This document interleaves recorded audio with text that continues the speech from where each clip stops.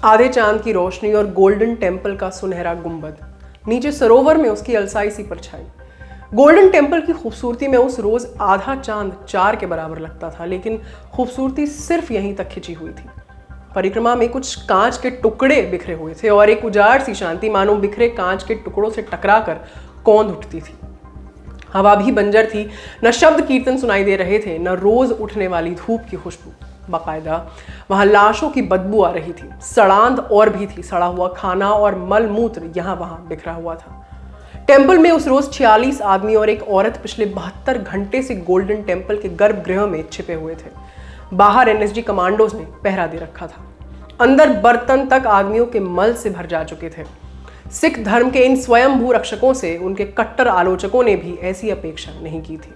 ये कहानी है ऑपरेशन ब्लैक थंडर की। तब ऑपरेशन ब्लू स्टार की तरह खालिस्तानी आतंकियों ने गोल्डन टेम्पल को अपना ठिकाना बना डाला था। ब्लू स्टार की कीमत इंदिरा को अपनी जान देकर चुकानी पड़ी थी। वहीं 1000 से ज्यादा लोग भी मारे गए थे और इनमें से 150 आर्मी के जवान थे। क्या इस बार भी वही गलती दोहराई जाएगी? डीजीपी गिल को पिछले 5 दिनों से यही बात खाई जा रही थी, लेकिन अब की बार प्लान पक्का था। जो कुछ होना था दोपहर की रोशनी में पूरी दुनिया की आंखों के सामने होना था। Brought to you by Kuku FM. Download the app now. नमस्कार, मेरा नाम है आस्था और आप देख रहे हैं तारीख, जिसमें हम सुनाते हैं उस तारीख से जुड़ी भारत की ऐतिहासिक कहानियां। आज 26 मई है और आज की तारीख का संबंध है सुपर कॉप के नाम से मशहूर आईपीएस ऑफिसर केपीएस गिल से। शुरुआत से पहले आपको बता दें, इस एपिसोड के साझेदार है कुकू एफएम ऐप, जो लाए हैं ललन टॉप के दर्शकों के लिए एक खास ऑफर। कुकू एफएम ऐप का प्रीमियम सब्सक्रिप्शन लेने वाले पहले 500 लोगों को मिलेगा 50% डिस्काउंट। इसके लिए आपको यूज करना है LT50 का एक छोटू सा कोड। इस ऐप पर आपको मिलेंगी जाने माने वर्ल्ड लीडर्स की जीवनियां, ढेरों उपन्यास और कई तरह की ऑडियो बुक्स। याद रखिए, LT50 कोड पहले 500 सब्सक्रिप्शंस पर ही उपलब्ध है। बाकी जानकारी के लिए डिस्क्रिप्शन में दिया लिंक भी आप देख सकते हैं। अब लौटते हैं कहानी पर। केपीएस गिल को पंजाब में खालिस्तानी आतंक के सफाए का सूत्रधार माना जाता है। यानी आज 26 मई को उनकी पुण्यतिथि है। साल 2017 में उनकी मृत्यु हो गई थी। पंजाब में गिल की पहली कामयाबी थी ऑपरेशन ब्लैक थंडर। क्या था ये ऑपरेशन? चलिए जानते हैं। मई 1988 की बात है। पंजाब में खालिस्तानी आतंक अपने जोर पर था। हर महीने मारे जाने वाले आम नागरिकों की संख्या दहाई में पहुंच गई थी और मई महीने में तो ये बढ़कर 343 हो गई थी। ऐसे में ऑफिसर केपीएस गिल को पंजाब का डीजीपी बनाकर भेजा गया। उसी समय दूर मानेसर में एनएसजी के डायरेक्टर जनरल वेद मारवा अपनी टीम की ट्रेनिंग पर नजर रखे हुए थे। ये लोग 3 महीने से एक ऑपरेशन की तैयारी कर रहे थे। पर 3 महीने पहले ऐसा क्या हुआ था? 3 महीने पहले मिली थी एक खबर।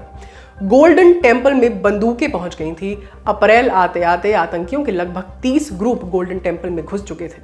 रूम नंबर 14 में खालिस्तान का ऑफिस खुला था, जहां से ये लोग न्यूज कॉन्फ्रेंस करते।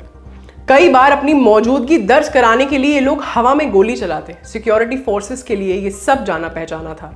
कुछ ऐसा ही घटनाक्रम साल 1984 में भी हुआ था। मानेसर में एनएसजी अपने ऑपरेशन की तैयारी कर रही थी। ठीक उसी वक्त आईबी इंटेलिजेंस ब्यूरो भी अपने काम में लगी हुई थी।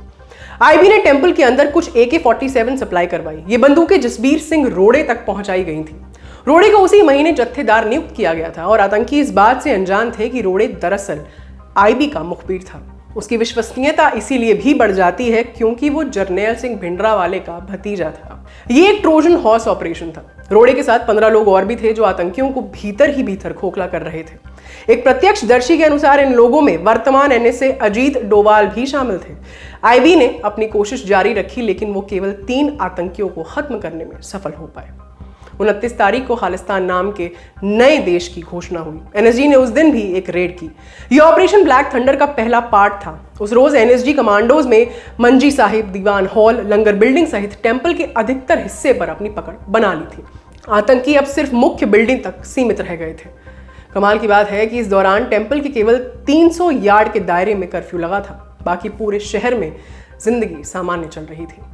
9 मई को घटनाक्रम में बड़ा फेरबदल आया। दुनिया भर के पत्रकार इस घटना की रिपोर्टिंग कर रहे थे, इसीलिए सरकार कोई गलत कदम उठाकर 1984 दोहराना नहीं चाहती थी।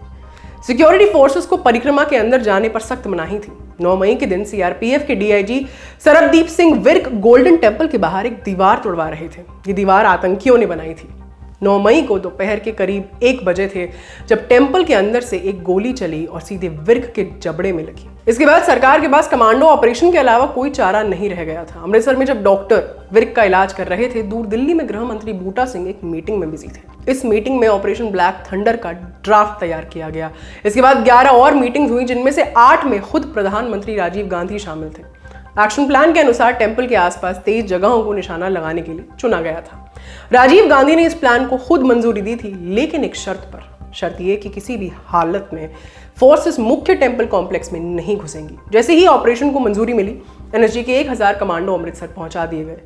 अंदर आतंकियों को इसका एहसास भी नहीं था। इस असावधानी का हर्जाना भुगतने वालों में सबसे पहला था पंथिक कमेटी का स्पोक्सपर्सन जागीर सिंह।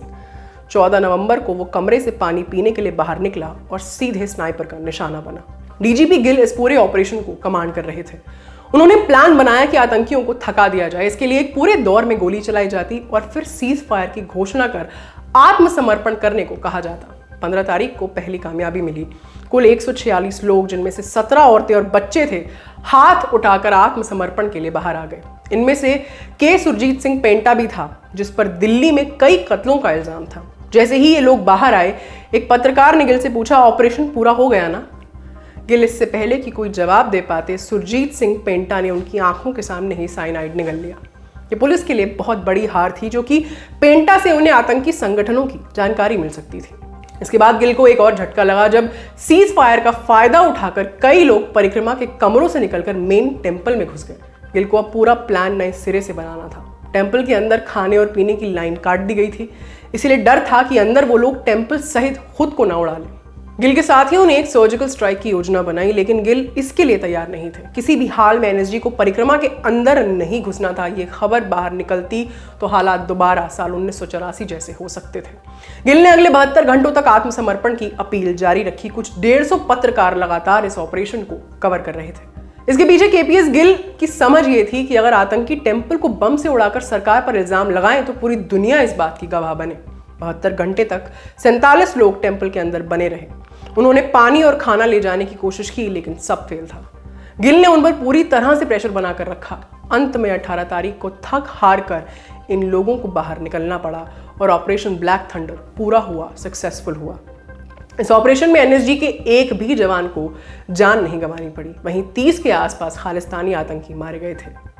इस ऑपरेशन की सफलता के बाद खालिस्तान आंदोलन खत्म तो नहीं हुआ, लेकिन आतंकियों ने गुरुद्वारों में शरण लेना बंद कर दिया।